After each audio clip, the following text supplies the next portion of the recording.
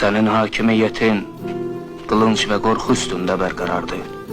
Xırda həşərat, iri həşəratdan qorxur. Qoyun qurtdan, güçsüz adam güçlüdən. Cəmi bəşər də Allah'tan. Dünyanın özü qorxu üstə bərqərar deyil. Güçlü güçsüz insan yoktu. Kamil insan var. Bir de cahil.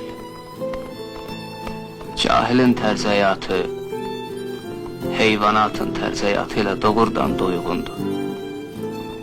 Kılınç, küllü kırgın, din, Allah xofu, hamısı hükümranlıq için gerekti sana. Əcəlim çatacaq, mən də köçəcəyəm bu dünyadan. Amma Allah xofu çıxmayacaq insanın canından.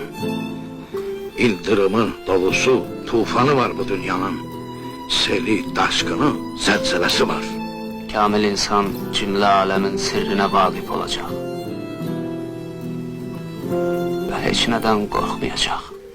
Səbr elə, səbirdaşı, çatladı bağrımın başı. Nə baxtacam?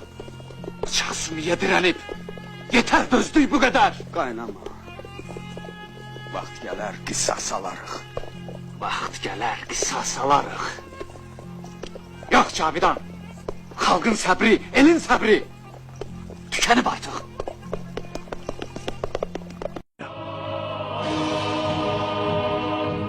Royal kanımıza boyanmış bu keten parçası bizim üsyan bayrağımız olsun. Eğer isyanımız azadlık üçündürse, azadlığımız beraberlik üçündür. Eğer kara torpağa kızıl deni bize kiriyse gerek biçin de bizim olsun, bereket de.